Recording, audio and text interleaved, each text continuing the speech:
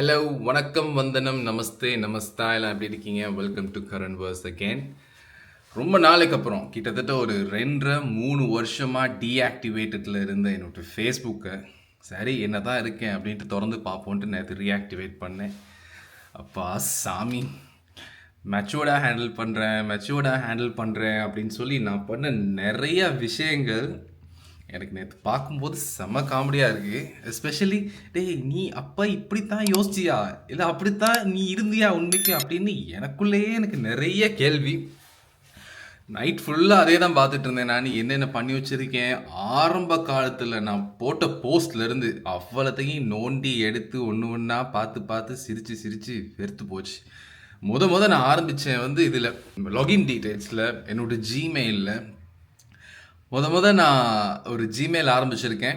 Silent killer Sasikaran அப்படின்னு சொல்லிட்டு எனக்கு இன்னும் ஞாபகம் இருக்குது. அந்த பேர் அந்த டைமில் நிறைய பேர் இந்த சைலண்ட் கில்லர் இப்போ 2016-17 அந்த டைமில் சொல்லி அது ஒரு பெரிய ஒரு கெத்தாக நினச்சிக்கிட்டு சைலண்ட் கில்லர் சசிகரன் வச்சேன். அதுக்கப்புறம் இன்னொரு இமெயில் எட் பண்ணியிருக்கேன் நான் அதில்.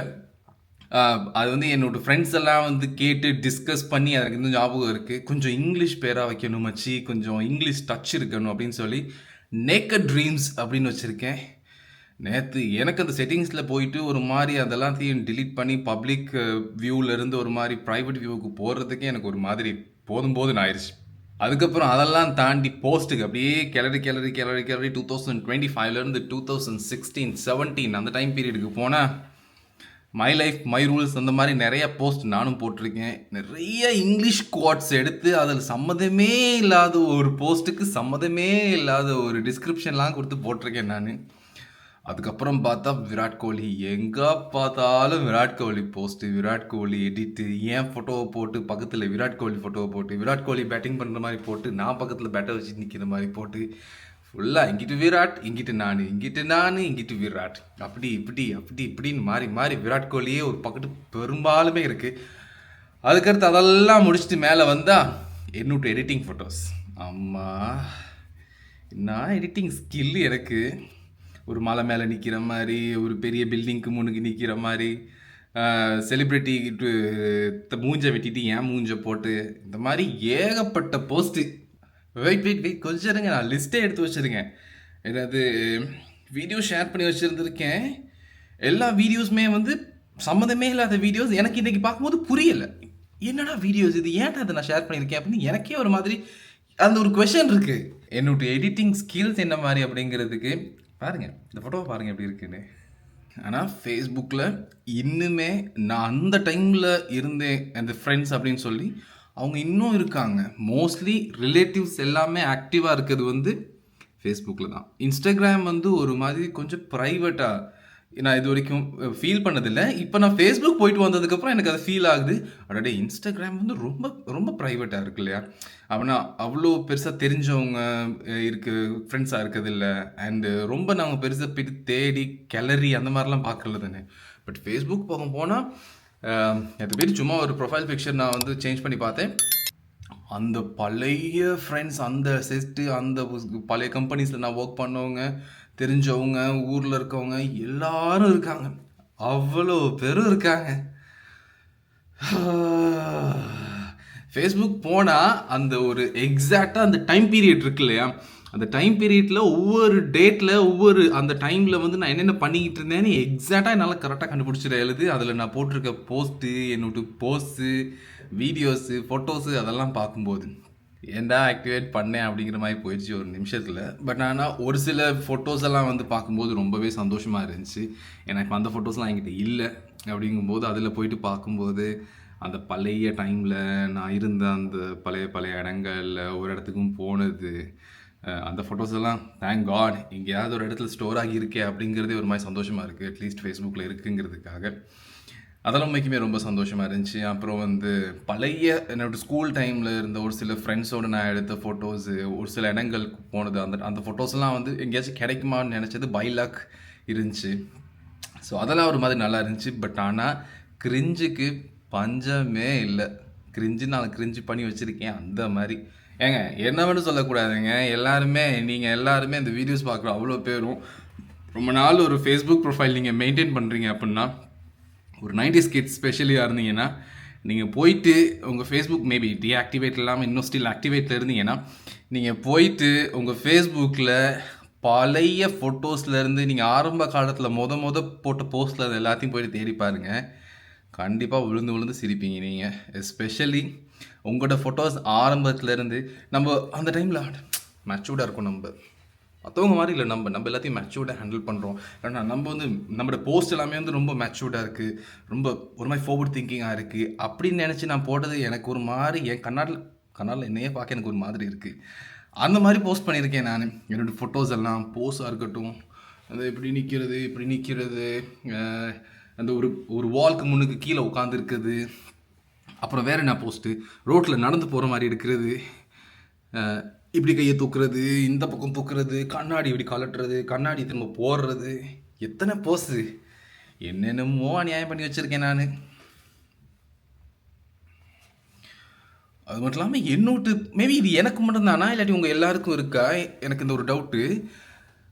அந்த ஃபேஸ்புக்கில் வர வீடியோஸ் இருக்கு இல்லையா, அந்த நியூஸ் ஃபீல்டில் வர வீடியோஸ், அது எல்லாத்தையுமே நான் ஓப்பன் பண்ணாலே வெறும் செலிப்ரிட்டிஸ்ட வீடியோஸ் மட்டும்தான் எனக்கு அப்பையும் சரி இப்பையும் சரி வருது. ஏதாச்சும் ஒரு நல்ல விஷயமா இல்லை மேபி நான் அந்த டைமில் நான் எதுவுமே பெரும்பாலும் இந்த மாதிரி தான் பார்த்தேங்கிற மாதிரி எனக்கு ஞாபகம் இல்லை. ஆனால் திறந்தாலே வந்து அந்த செலிப்ரிட்டி இந்த செலிப்ரிட்டி அவங்க அங்கே போனது இங்கே வந்தது, அவங்க கதவை இவங்க திறந்து விட்டது, இவங்க ஏர்போர்ட்டுக்கு போகும்போது அவங்க எல்லாத்தையும் ஃபேன்ஸ் எல்லாம் ஓடி போனது பார்த்தது, இந்த மீடியாக்காரவங்க பின்னுக்கே போகிறது, இதே வீடியோஸ். ஏங்க இது எனக்கு மட்டும்தானா, உங்களுக்கும் இந்த பிரச்சனை இருக்கா? உங்களுக்கும் இந்த மாதிரி தான் வரலாட்டி நீங்கள் உங்களுக்கான நியூஸ் ஃபீட் வந்து பெட்டராக இருக்கா? இந்த டவுட் எனக்கு ரொம்ப நாளாகவே இருக்குது. இது இன்னும் எனக்கு இந்த பிரச்சனை இருக்குது. அப்படி நான் ஒரு விஷயம் ரொம்ப நல்லா ஃபீல் பண்ணேன். என்ன விஷயம்னு சொன்னால் வந்து ஃபேஸ்புக் உங்களுக்கு திறந்ததுக்கப்புறம் தான் தெரியுது சோஷியல் மீடியாவுக்குள்ளே எவ்வளோ ஓப்பனாக நம்ம இருந்திருக்கோன்ட்டு. நம்மளோட விஷயங்களை வந்து எவ்வளோத்துக்கு நம்ம டே டு டே லைஃப்பில் நடக்கிற விஷயங்கள், டெய்லி என்னோடய ரூட்டீனாக இருக்கட்டும், எல்லாமே வந்து எவ்வளோ ஆக்டிவாக நான் அதில் அப்டேட் பண்ணியிருக்கேன், எல்லா விஷயங்களையும் எல்லாத்துக்கும் இன்ஃபார்ம் பண்ணியிருக்கேன் அப்படிங்கிறது எனக்கு தெரியுது. அப்படிங்கிறது என்ன, என் லைஃப் வந்து அப்பட்டமாக எல்லாத்துக்குமே தெரியுதுங்கிறதுனே காரணம். பட் அது நம்மளை ரியலைஸ் பண்ணாமலே நம்மளுக்கே தெரியாமல் இது எல்லாத்தையும் நம்ம அங்கே போஸ்ட் பண்ணிக்கிட்டு இருக்கோம். நம்ம அது வந்து ஒரு என்ஜாய் பண்ணுறோம், அது மாதிரி நல்லா இருக்குது, ஜாலியாக இருக்குது, இல்லைன்னா ஒரு மாதிரி நம்மளும் ட்ரெண்டிங்கில் இருக்கோம், இல்லைன்னா வந்து நம்மளும் இந்த கல்ச்சருக்கு ஏற்ற மாதிரி இந்த சோஷியல் மீடியாவுக்கு ஏற்ற மாதிரி நம்மளை அடாப்ட் பண்ணிக்கிட்டோம் அப்படின்னு நினச்சிக்கிட்டு மேபி நம்ம ஒரு மாதிரி எடிக்ஷனாக போகிற மாதிரி எனக்கு நிறைய ஃபீல் ஆனிச்சு.